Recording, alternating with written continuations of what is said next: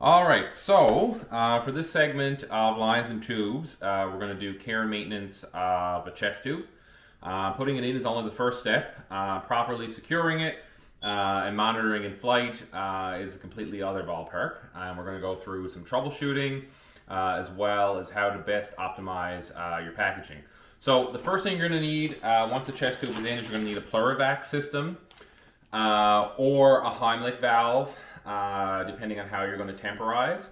And we'll show you a Heimlich valve a little bit later. But this is the medevac system. So this is the ideal system when time and weather will let you use a system like this to transport the patient. So, the medevac systems, that's what you're looking for. Instructions are usually there, but hopefully after this video you won't need them. So when you open up your system, the models always look a little bit different. This is the Sahara, but that's not our only system. So we get rid of that, and so basically what we end up with is the actual chamber for collection, as well as our connectors, which have a sterile cap, as well as the actual connector piece. We have a clamp built in, and we have this. And in order to see our tidal chamber, each of these units will come with the back. They'll have a pre-taped syringe of fluid. And that pre-taped syringe of fluid is what's going to fill in our tidal chamber here. And so we connect it, and then we inject. And you'll see when we inject,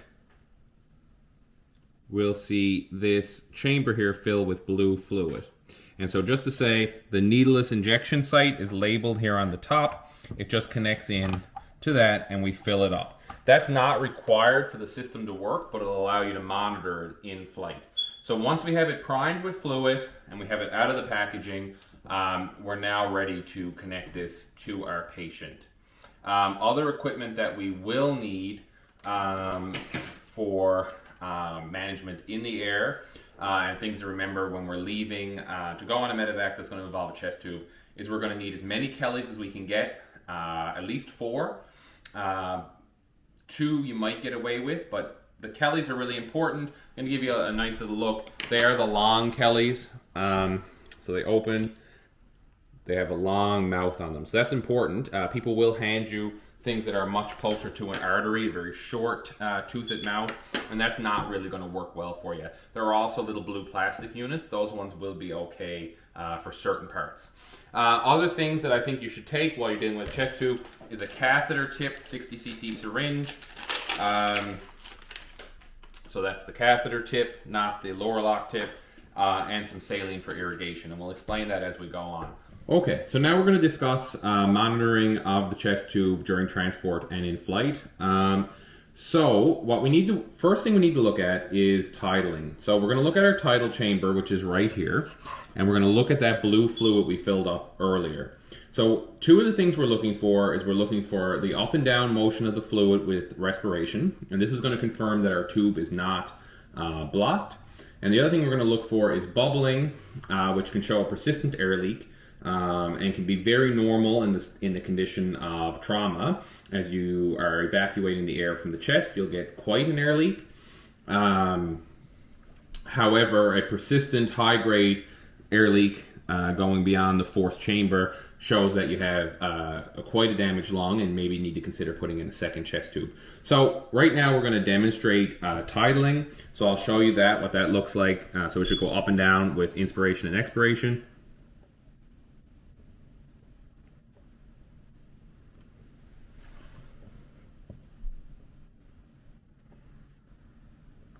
And depending on how much the lung is moving, that'll be pretty minimal to quite large. And that just depends on the condition of the lung and how much negative pressure is being generated by the chest. So don't be surprised if it's not much movement.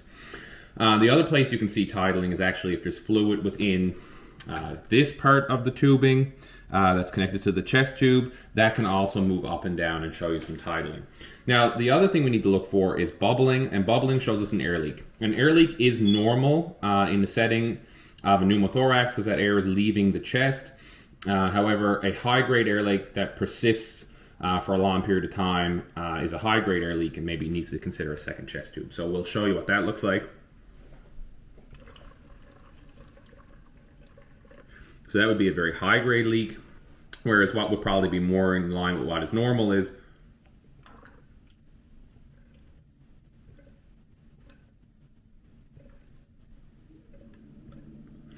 and even that's probably a bit aggressive. So the next two features of the unit we're going to discuss are the collection chamber as well as the suction settings. So this is our collection chamber, and this will show us our fluid or blood or etc. that's coming from the chest. It's very normal in the setting of a hemothorax to have 3 to 5 to 600 cc's come out right away from the chest as you're evacuating that.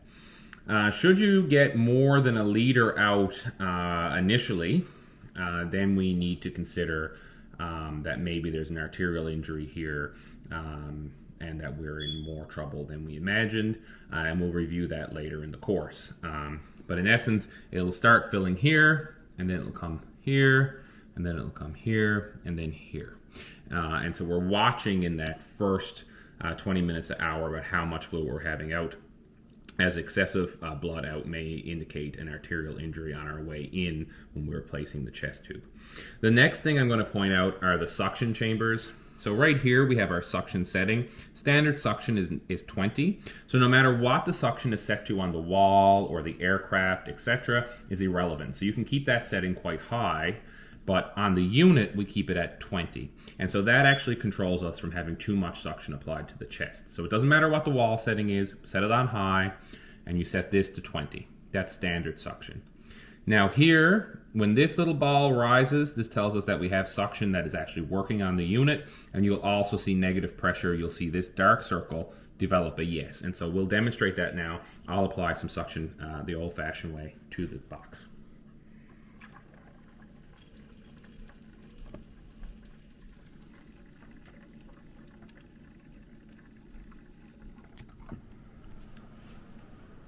All right, so now we're ready to connect our chest tube to our suction system. So like I said, we can connect to our medevac device, which we would have already had ready here, lower than the patient. We can connect that directly to our chest tube. That does come with some issues as we need to transport that box to the plane, on the plane, to the hospital.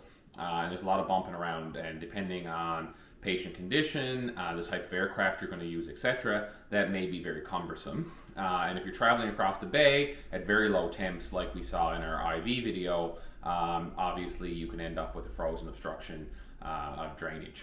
And that can be a real issue because that can lead, anytime the tube becomes blocked, that can lead to a tension tumor and your patient crashing. So in the case that we wouldn't want to use that for those fears, we would then use a Heimlich valve, which we'll give you a look at as well in a separate video.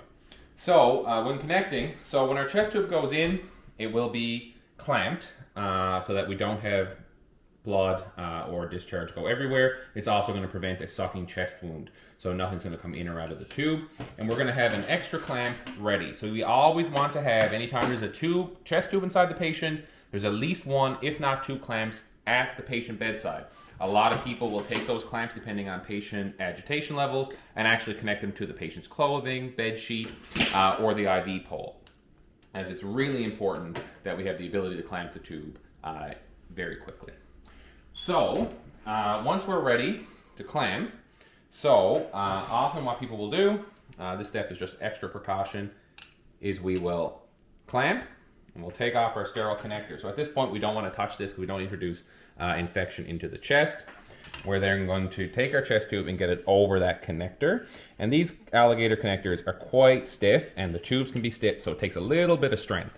Now, if we're going to depend on this alligator clamp to hold for many, many bumpy transports, shifting from different vehicles, we're at high risk of having the system open up in transport, and that's going to be really bad for the patient as we have a sucking chest wound, and we're also going to introduce infection. So what we want to do is we want to get waterproof tape. There is an orange tape product available. It's not always available to us at the Labrador Health Center, so we don't always have it. But you want to use a waterproof tape. You don't want to use that perforated clear tape because it doesn't have any strength at all and it will rip. You want to use cloth tape or a waterproof tape or something that's really going to have some hold, preferably that orange waterproof tape, and you're going to seal both connections, this connection and this connection. Realizing you may have to take it off at some point, so you don't want to overdo it, but you want to tape these connections to give that extra layer of security. Once you're connected and you're sure your entire system is closed, you can then unclamp and unclamp. Your system, you may notice that the Kelly will put a dent in your tube, and so you can just kind of squeeze that open and make the passage a bit wider to avoid occlusion at that site. So now that it's connected, we want to look for our levels. So we want to see tidling either in the fluid within the tube itself. So if you look at the tube, we're going to be looking for the drainage, and so any drainage we want to see going up and down as the patient breathes. We're going to be looking at our tidling in our tidal chamber. We're going to be looking for bubbling, and as I said, some bubbling or even a lot of bubbling initially is quite normal. And we're going to be looking at our drainage. If we're not seeing tidling, we're not seeing come out of the chest, then we're worried that there's an obstruction somewhere in our system. And if we're seeing a very severe air leak, or we hear hissing or something from the system, then we're going to check our system to make sure there's no holes, the system itself doesn't have any cracks in it, because this is an airtight system, and so we always need to make sure. And so what you do if you did think you had an air leak that was coming from the system as opposed to the patient is you prepare to clamp the system. This would be a physician task only, and you clamp the system as close to the patient as you can, and then you see if you still have an air leak. Well, that means the air leak is not coming from the patient, and then so you'd start moving your clamp out and you'd eventually find it. If you get to here and you can't find it, maybe it's this connection, and then you have to think, well, okay, maybe it's the unit, and then you'd have to swap out unit. So it's always good to bring an extra unit with you. You never know when you're going to have to put in an extra chest tube, but also in case your unit fails. Once we are connected, you're going to keep your Kellys with you the entire time. Like I said, you're going to look for excessive bleeding into the chamber, but now you're ready to transport. Okay, so now we're ready to move out of the clinic. Our chest tube is in. We know our system is working, and our patient is stable enough now for transport. So we want our two Kellys very close to our system. Like I said, if our patient is very agitated, we don't want to have these hands, but we want to either put them on our IV pump, or, like I said, if he's cooperative, then we're going to put them on his pillowcase or his sheets so we know they're moving with the patient.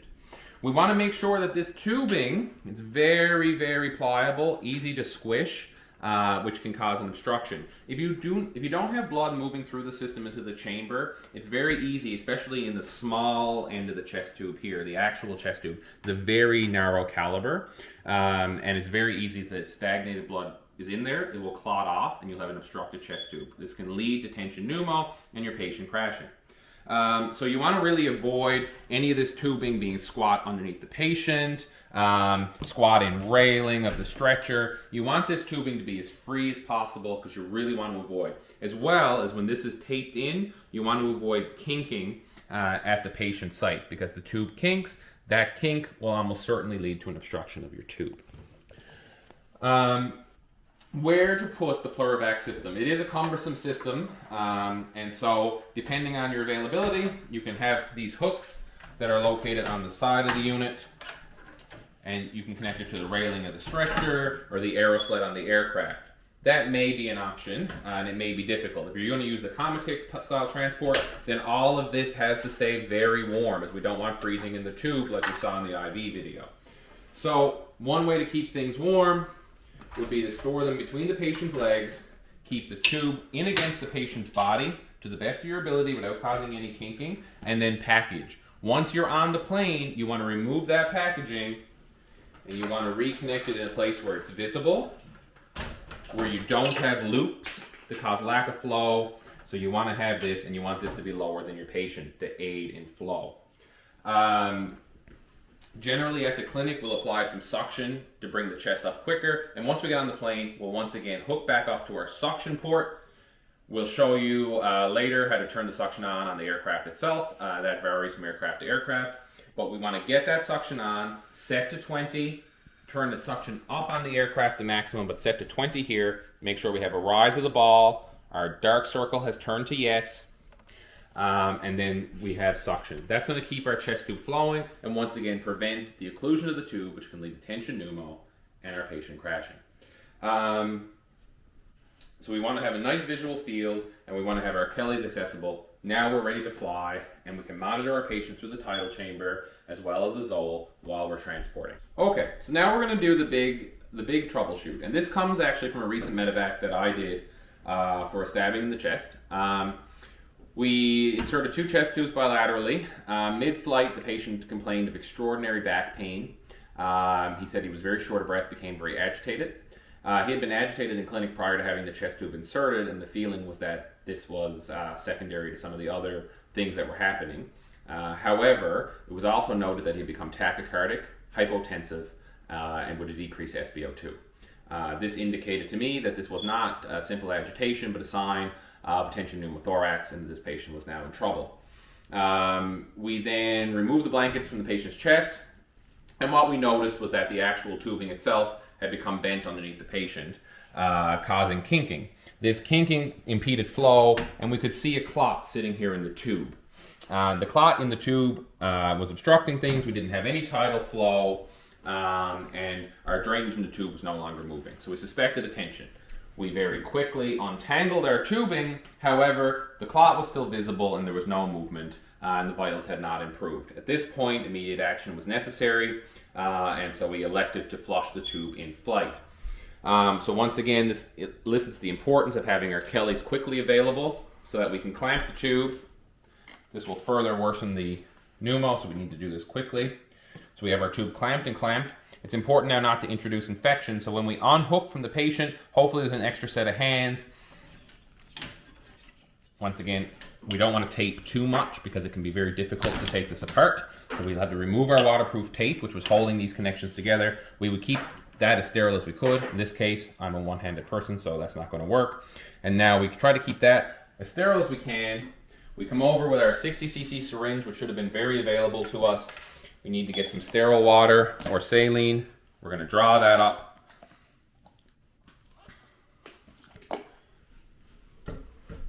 We're going to connect to our tube. We're going to unclamp now that the system is once again closed.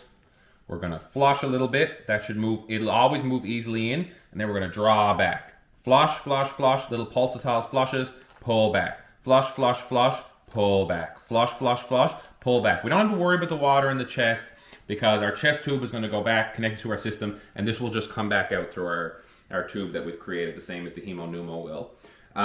Once we feel that we've unobstructed the tube, we are once again going to pull back whatever we can get out of our tube, so we don't want to leave anything extra in there. We're going to clamp again. We're going to unhook our 60cc syringe, which can be difficult, so you don't really want to jam it in there too tight. We're going to reconnect. At this point, we're not going to reapply our tape because we don't know if our system is working. We're going to try to do this as quickly as we can because once again, the longer we keep it clamped, the worse the tension pneumo is going to get and the sicker our patient's going to get. We're now looking for movement of fluid in our tube. The fluid will always collect in the dependent loop, so we're looking for it to be moving here. We're looking for it to be moving in our tidal chamber. We're looking for restoration of our air leak and normalization of vitals. If we feel that we've resolved the issue, then we're going to retape our connection to make sure this is a secure connection and prevent a sucking chest wound.